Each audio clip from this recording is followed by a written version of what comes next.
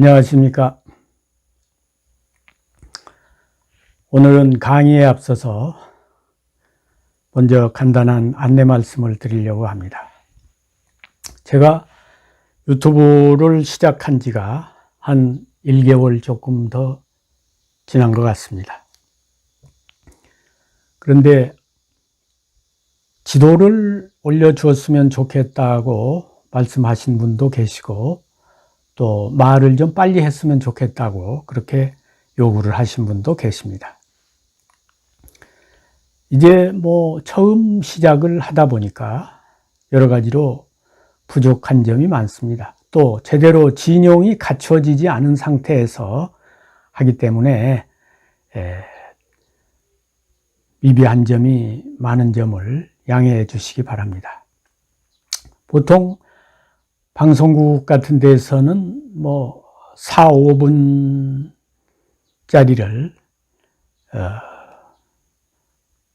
1시간을 촬영해서 이렇게 편집해 가지고 만드는 경우도 있습니다. 저는 한 번 촬영해 가지고 바로 그것을 올립니다. 또 미리 대본을 써 가지고 이렇게 그 원고를 읽으면 속도를 좀 높이고 그럴 수도 있는데, 저는 대본 없이 그냥 합니다. 그리고 일체 편집이 없습니다. 대본 없이 촬영해서 편집하지 않은 상태로 그대로 올립니다. 그러니까 일전에도 도가도 비상도를 도가도 비가도라고 한다든지, 또 이름을 바꿔서 이야기를 한다든지, 그런 오류가 종종 있어요. 그걸 다시 편집해서 잘라내고 촬영을 다시 하고 이렇게 하지 않고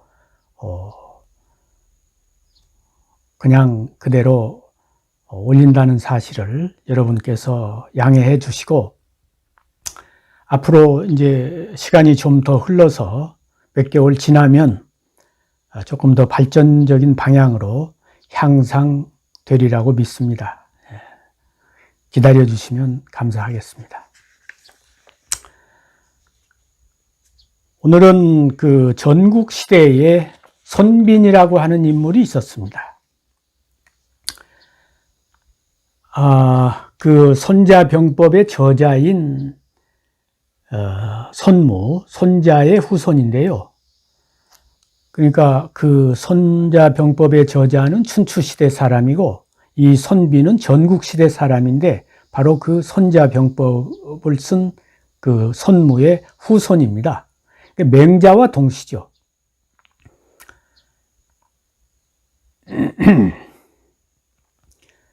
이 손빈이란 사람이 그때 당시에 방연이라고 한 그 사람하고 같이 동문수학을 했습니다. 동창이죠, 요즘 말하면. 그런데 둘이 서로 친하게 지내면서 이제 서로가 약속을 했어요. 우리 두 사람 중에 누가 먼저 출세를 하든지 서로가 이렇게 이끌어 주기로 하자. 근데 그때 위나라의 제후였던 그 양해왕이라고, 맹자에 보면 왜 맹자 견 양해왕 하신데 그 양해왕이 나오잖아요. 근데 그 양해왕이 원래는 위나라의 제후입니다.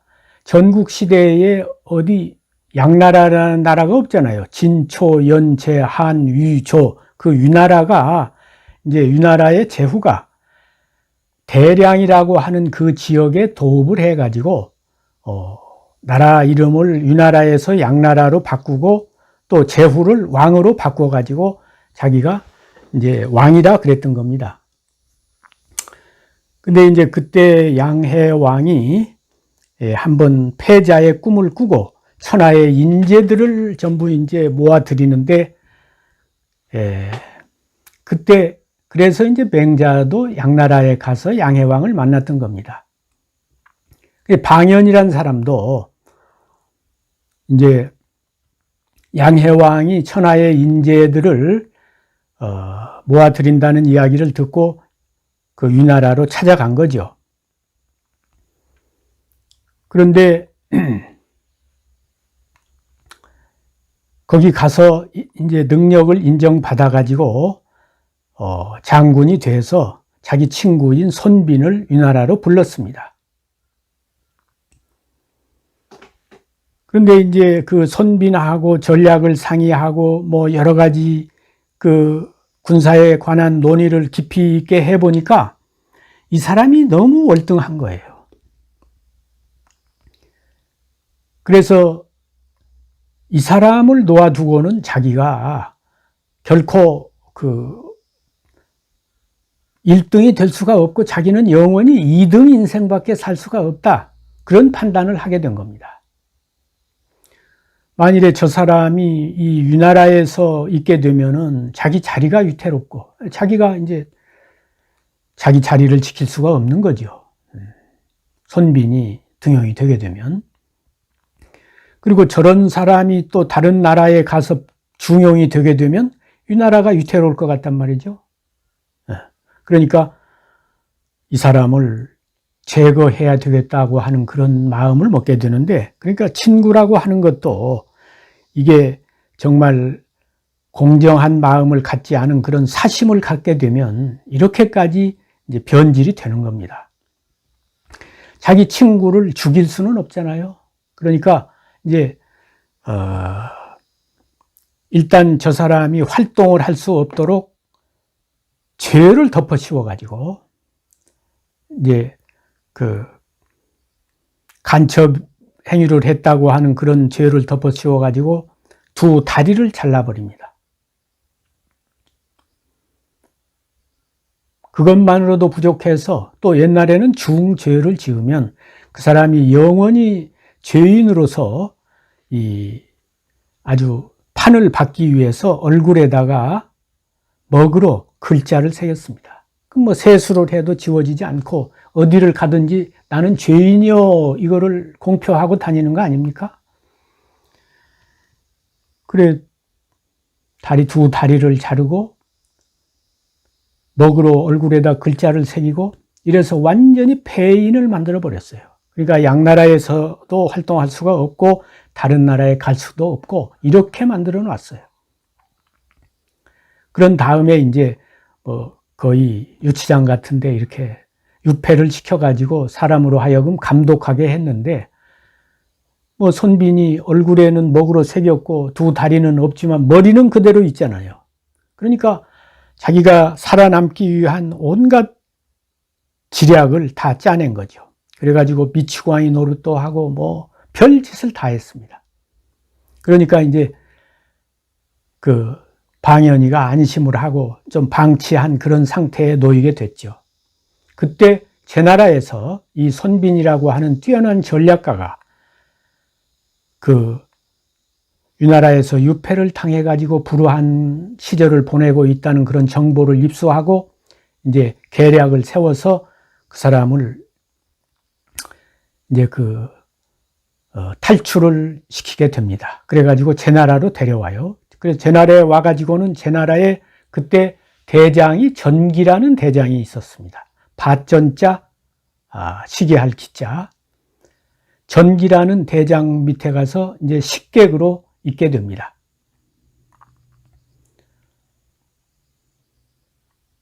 근데 전기가 이 경마를 즐겼어요.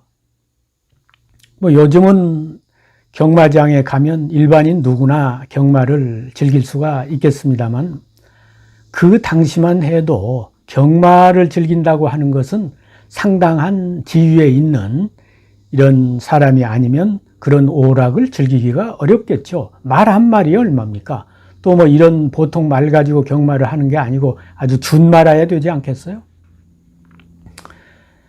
전기가 그 나라의 대장으로서 경마를 즐기는데 그 상대가 누구냐 하면 제 나라의 임금이나 또는 공자들이었어요.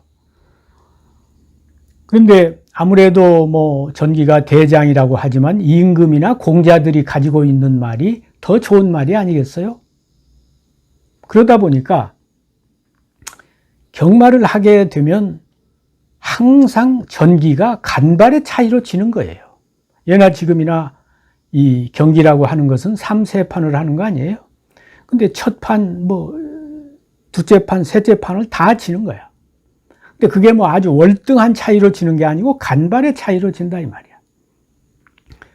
근데 또 이런 경기라고 하는 것이 그냥 하면 재미가 없으니까 또 뭐 그 돈을 걸고 하지 않습니까? 근데 돈을 걸고 하는데 할 때마다 지니까 돈도 많이 잃고 창피하기도 하고 그런 거죠. 그래, 언젠가 한번 이기려고 애를 쓰는데 자기 머리로는 그 지혜가 안 나오는 거예요.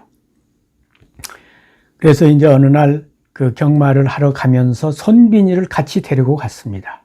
이제 손빈이가 그 경마를 하는 거를 옆에서 이렇게 구경하고 돌아와가지고 제가 장군으로 하여금 그 이기도록 그런 그 계략이 있습니다. 그러니까 다음번에 천금을 걸고 그 경주를 하도록 저쪽에 신청을 하십시오. 그러니까 전기가 뭐 선빈이 전략이 있다는 이야기는 들었는데 한번 시험해 볼 기회가 없었잖아요. 그래서 그걸 그 사람 그 전략도 시험해 볼 겸 저쪽에 상대방의 그 경마 신청을 하고 천금을 걸고 하자는 그런 것을 이제 해서 날짜를 잡고 경주를 하게 됐습니다. 근데 그때 손빈이 내세운 전략은 이겁니다. 1등말, 2등말, 3등말이 있다 이거야. 상등말, 중등말, 하등말. 근데 그동안은 전기의 1등말하고 왕이나 공자의 1등말하고 이렇게 붙였어요. 또 전기의 2등말하고 또 이 공자나 왕의 2등말하고 이렇게 경주를 시켰단 말이지. 또 전기의 3등말하고 또 왕이나 공자의 3등말하고 이렇게 붙였는데 간발의 차이로 조금씩 그 전기의 말이 뒤지는 겁니다. 그래서 세 판을 다 친 거야. 그래서 손빈이 제시한 전략은 이겁니다. 전기 장군의 제3등말, 제일 하등말을 왕이나 공자의 1등말하고 붙인 겁니다. 그러니까 3등말, 제일 꼴찌 말을 제일 1등말, 상등말하고 붙인 거예요. 그러니까 첫 판은 무조건 졌죠. 많은 차이로 졌죠. 그렇잖아요. 상등말은 저 앞에 달리고 하등말은 한참 뒤떨어져서 갔겠죠. 그런데 이제 이 전기 장군의 1등말하고 왕이나 공자의 2등말하고 경합을 시켰다 이거야. 그러니까 아무리 이 왕이나 공자의 말이 좋다고 하지만 2등말이 전기의 1등말을 당할 수는 없죠. 그러니까 전기의 1등말이 왕이나 공자의 2등말보다 약간 앞서서 두 번째 판은 이겼어요. 그 다음에 또 전기의 2등말하고 왕이나 공자의 3등말하고 붙였습니다. 그러니까 2등말이 왕이나 공자의 3등말보다는 실력이 뛰어나잖아요. 그러니까 간발의 차이로 전기 장군의 말이 이겼다 이거야. 결과는 어떻게 됩니까? 첫 판은 졌고 두 번째 판, 세 번째 판은 이긴 겁니다. 결과적으로 3, 세 판에서 한 판 지고 두 판 이겼으니까 이긴 거 아닙니까? 그래서 그 천금, 상금도 전기가 차지해서 그동안 잃었던 돈도 다 회복을 하고 체면도 세우고 그랬습니다. 그래서 여기서 이제 그 손빈이 뛰어난 것을 알고 이 사람을 제나라 유황에게 추천해 가지고 이제 제나라의 군사로 발탁이 되게 됩니다. 그래서 이제 그 방연에 대한 복수가 이루어지게 되고 맹자를 보면은 그 양해왕이 맹자에게 이런 얘기를 한 게 나옵니다. 우리나라가 천하의 막강어는 이 막강한 나라였다는 것은 수지 소지하라 선생님께서도 아시는 일입니다. 동패어 제장자 사언하고 동쪽으로 제나라에 실패해 가지고 큰아들 장자가 죽었고 이 말이 나오는데 바로 이제 그 손빈하고 방연의 전쟁에서 마릉 전투에서 그 양해왕의 장자인 신, 납신자 신이 그때 거기서 전사를 하고 방연도 거기서 죽게 됩니다. 그래서 이제 그런 역사가 이제 사마천 사기에 이거 다 실려 있는 내용입니다. 우리가 이 손빈의 경마를 통해서 보여준 이 전략에서 인생의 지혜를 배울 수가 있다고 봅니다. 우리가 세상을 살면서 모두를 다 가지려고 하면 하나도 가질 수가 없습니다. 모두를 다 얻으려고 하면 하나도 얻을 수가 없습니다. 큰 것을 얻으려면 작은 것을 과감히 포기할 줄 알아야 됩니다. 그리고 목전의 이익에 집착할 게 아니라 먼 큰 이익을 볼 줄 알아야 됩니다. 그런데 우리 인간은 항상 목전의 이익에 어둡고 먼 큰 이익을 보지 못하죠. 결국에 큰 이익은 대의는 대의와 연관이 되는 겁니다. 큰 이익은 큰 의리와 연관이 되는 거예요. 그러니까 우리가 사소한 이익에 집착하다 보면 큰 이익을 잃어버리게 되고 큰 이익을 잃어버리게 되면 대의와 멀어지게 되는 겁니다. 세상은 어둠이 있으면 이름이 있고 이름이 있으면 어둠이 있습니다. 하나를 얻으면 또 그 다음에 둘을 잃게 되고 둘을 잃게 되면 또 하나를 얻게 됩니다. 그렇기 때문에 이 손빈의 이 경마 전략에서 우리가 이 꿈과 목표를 가진 사람은 항상 작은 이익에 집착하기보다는 큰 이익을 위해서, 큰 목표를 위해서, 큰 꿈을 향해서 달려나가고 큰 꿈을 이루기 위해서는 작은 사소한 이익은 과감하게 포기할 줄 아는 그런 지혜가 필요하다고 하겠습니다. 감사합니다.